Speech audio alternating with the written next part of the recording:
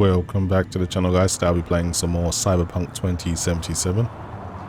So I've just migrated my RTX 4090 from my Intel i9-4900K Intel Z790 system over to my AM5 X670E AM5 platform with the freshly minted AMD Ryzen 7800X 3D, and boy, is that CPU something else. I've been thoroughly impressed with that. I'll talk about that a bit more in a minute. I'm just going to quickly go through my in-game settings. We're playing at a resolution of 3840 by 2160. NVIDIA Reflex Low Latency is enabled, and that is on by default, as I am using DLSS frame generation, ray reconstruction, and DLSS at the quality preset, so that will be upscaling from 1440p. I've disabled field of film grain, chromatic aberration, and depth of field, just a personal choice for me. I don't think depth of field looks too amazing on this game, just unnecessary blur in my opinion. Motion blur itself as well has also been disabled, but everything else though has been maxed out. Game does have options for the CPU in terms of if you want to use simultaneous multi-threaded SMT, but this is really only necessary if you've got like a 16 core. Anything over 12 cores, then this option comes into play, but when you're only using 8 cores, 16 threads, it kind of just uses everything at its disposal. Now, usually I would have a different on-screen display layout that you see in the top left-hand corner, but I've had to do what I can and use HW info and just basically give you CPU data for the clock speeds, power draw, the V-core voltage as well, because MSI Afterburner unfortunately doesn't fully support the 9800X 3D, and you can monitor the usage, but you can't monitor clock speeds, you can't monitor temperatures, and you can't monitor power draw. So it's a little less uniform than I would like, but it still gets the job done. But anyway, I just want to talk about a few things. The situation with me in terms of going forward, obviously I've made it very, very clear. I want to get the NVIDIA RTX 5090. Been some worrying rumors about the price. Hopefully that's not true, but we'll talk about that in a separate video. And ultimately, when you have one of the fastest GPUs, you want to be able to get, or at least extract. I wasn't expecting that accident. This is where you got to pay attention, people. But it's kicking off now, though. I think this might be a gang that's hunting someone down. I'm going to get involved in this, actually, and I'll get back to what I was talking about in a moment. Some, like, random street beef. Alright. I guess it was just a citizen fighting back. Wow, it's still over there.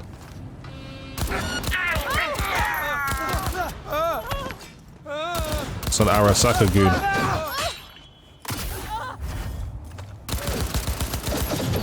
I'm gonna keep my distance.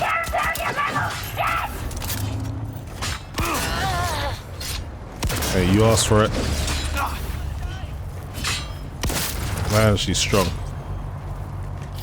So as I was saying, obviously when you get a very, very high-end GPU, you want to extract as much as performance as you can out of it, and you do run a risk of running into CPU or maybe possibly memory bottlenecks, just not getting everything out of the system. And in order to you know, give yourself the best chance of basically getting your full potential, is to have the fastest gaming CPU. Now at the time, obviously I still have my Intel i9-14900K. In my opinion, is still Intel's fastest gaming CPU. We all know what happened with Arrow Lake. Does seem to have some latency issues, and it just doesn't have very consistent performance. It is good in some games, for example like Starfield.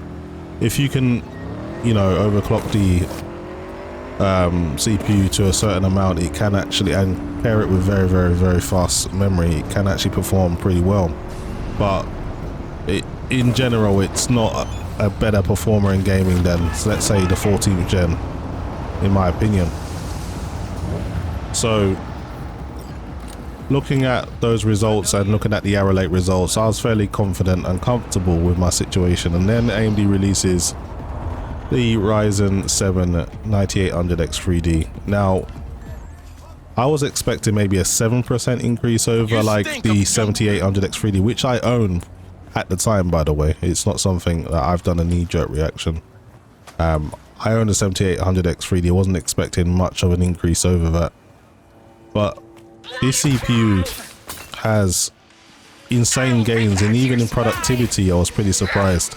We all know it can really stretch its legs in gaming, and this second generation or next generation of 3D V-Cache from AMD is certainly impressive. So impressive that it just couldn't be ignored, and I made the switch, but I made the switch in a way that made sense to me. So what I did was I really used my 4900KS to do all of my editing, any other high threaded workloads, applications. It was all through my 4900KS, and I didn't want to lose that, but at the same time I wanted the gaming benefits. So I also use a streaming and recording PC as a dual PC setup for streaming. It's always the best, and that had a 7900X 3D.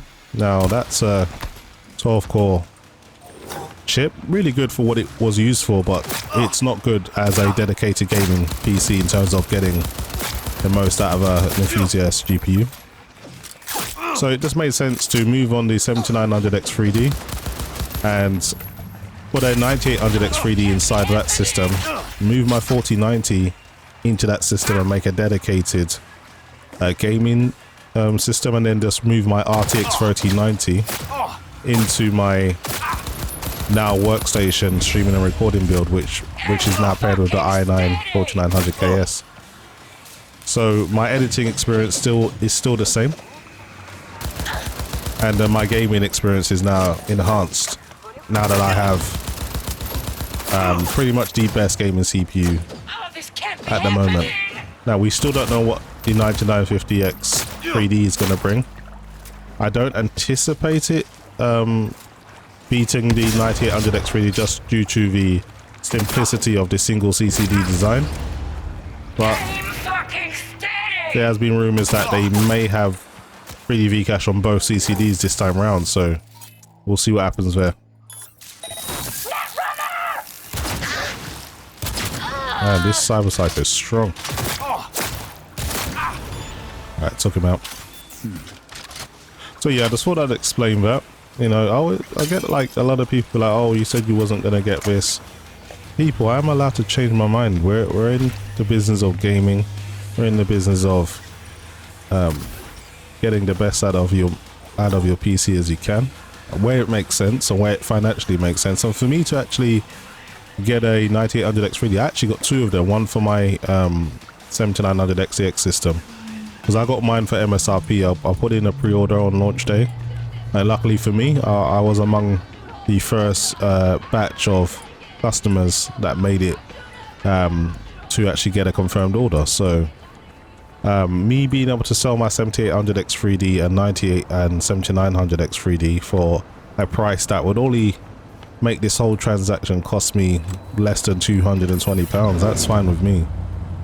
That's a very, very small amount of money in the grand scheme of things to have a gaming CPU that quite possibly could be at the top for the next two and a half years at least. I don't anticipate anything from Intel dethroning that for a while, but stranger things have happened. But as you can see, this CPU absolutely sips power. I've actually using Curve Optimizer and a negative 35 on all cores, and so far it's been pretty stable and getting very, very good gaming performance, and definitely getting very good single core performance in just general applications. I actually tested the Last of Us shader compilation and it was faster than my 7900X 3D. That was a 12 core Zen 4 part. So even though it's a 8 core, it certainly has a lot of kick to it. There's another Cyberpsycho around here somewhere. Damn police. I don't want any problems with the police right now. so I'm going to avoid them.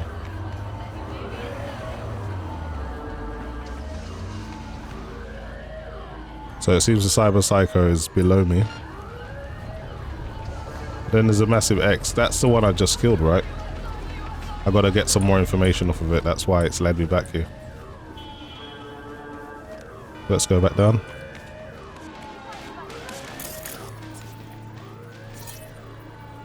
Oh, interesting. Let's grab some info off the body. Okay, I've got everything now.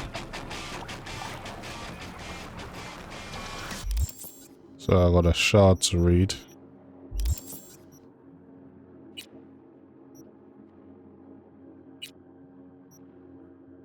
More than likely I'll send this information to Regina now.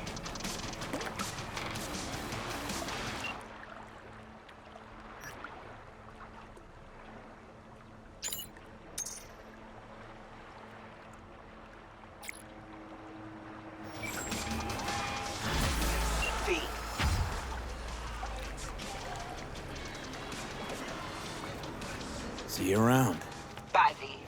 Remember, the media lies. Made a mistake of calling her. Anyway, I'm gonna avoid doing some main missions. Just gonna run around and cause some havoc. Let's see what else is nearby.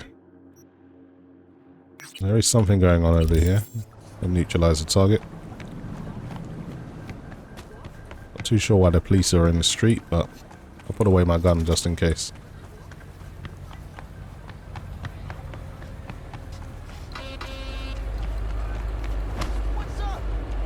But yeah, and another thing about the 9800X3D, you really don't need to pair it with insanely expensive RAM. It just does its job with relative ease. I've got a 6400 megahertz kit of 32GB DDR5 CL32. I've tuned it down to CL28 and I'm running it at 6200 megahertz.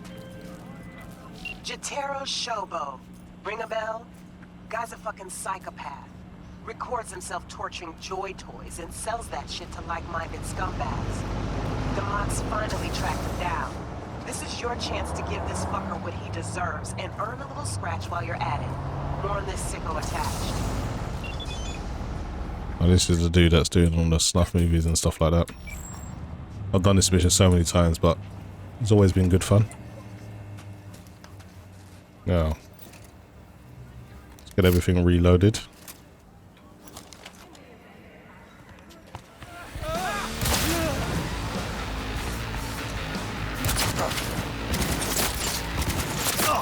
Good security out there.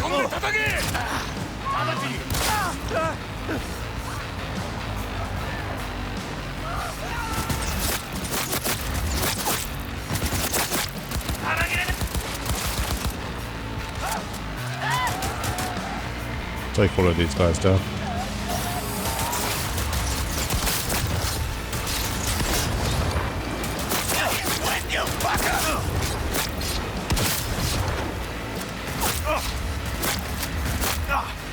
They just keep coming, don't they? Absolutely obliterated that guy.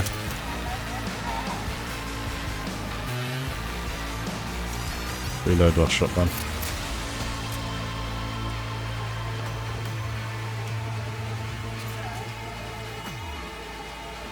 So yeah, I'm using path tracing, so it really does stress your GPU. My RTX 4090, sorry, using way over 450 watts at all times.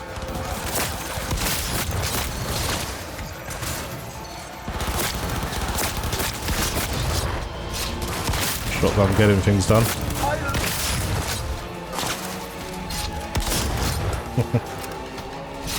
Damn, sent him flying backwards.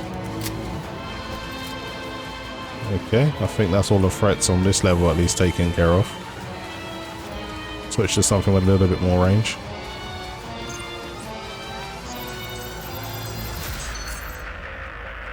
Very good.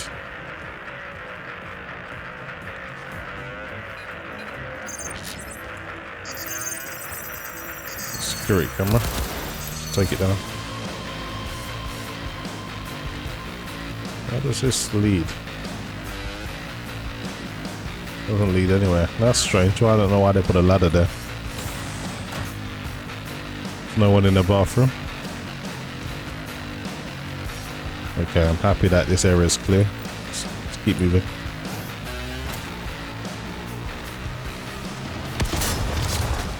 How the hell did you avoid that?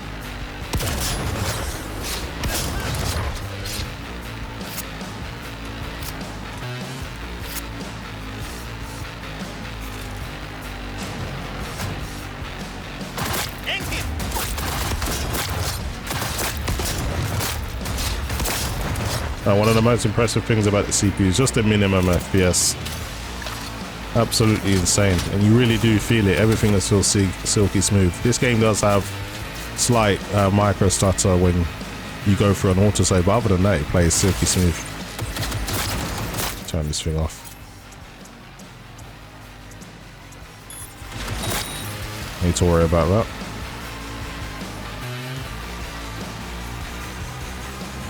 Now, where is the man of the hour? They're around here somewhere. Got a shotgun with your name on it.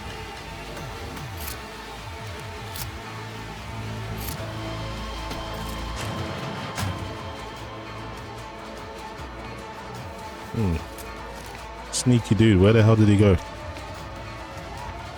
think he's in here somewhere.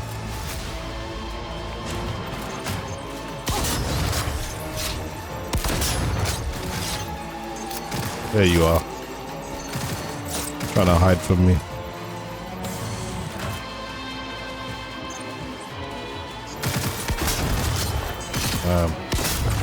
Laid this dude out.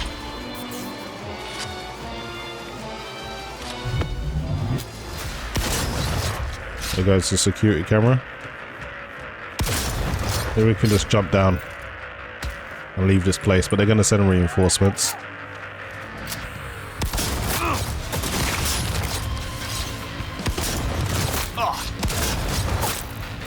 This shotgun's bodying everyone.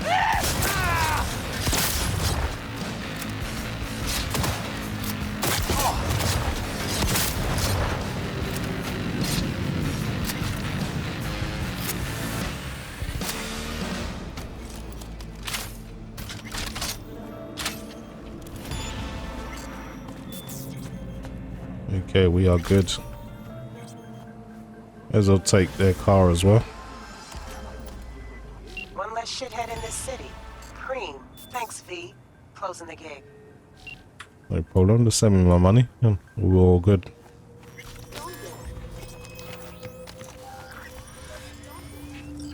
Alright. We call my DLC car. Go for a little drive.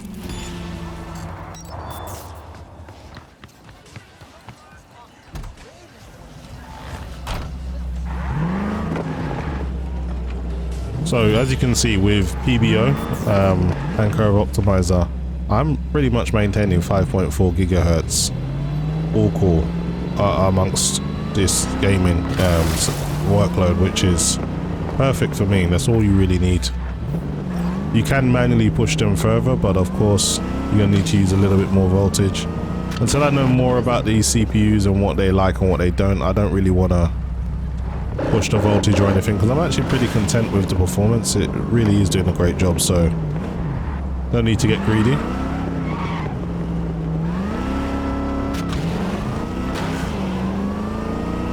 But yeah, but I'll be very interested to see what happens with the RTX 5090 when it releases, and seeing what kind of performance it gets amongst all the CPUs. And I'll see. I'd wager that the RTX 5090 is going to be performing best with the RX or the Ryzen 7 9800X 3D, unless the 9950X 3D is a very, very good gaming CPU, as well as a multi-core CPU for productivity.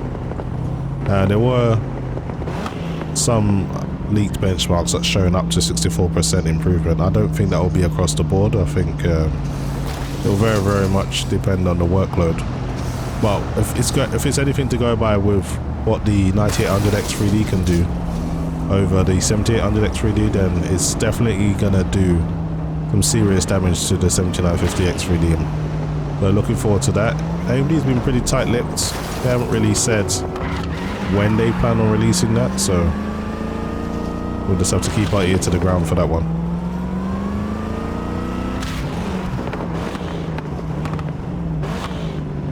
Hopefully I'll just find something to do while I'm driving around.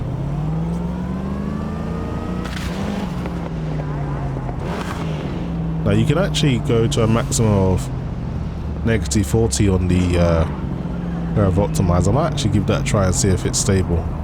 That would be very optimistic of me, but you never know.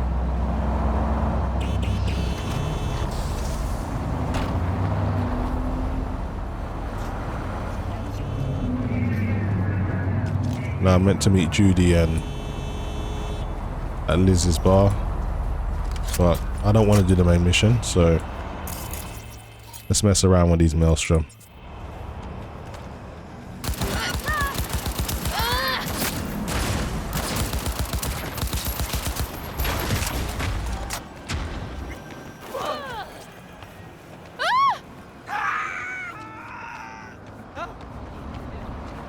There's only two of them. Usually they travel in a bigger group. You're just gonna sit there forever. I actually remember this place. There's a secret stash around here somewhere. If I remember correctly, you jump on here. And then you walk across here.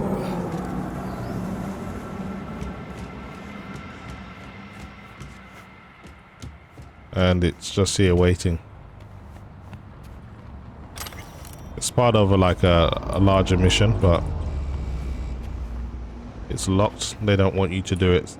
I guess they don't want you opening this before you do that little mission. Makes sense.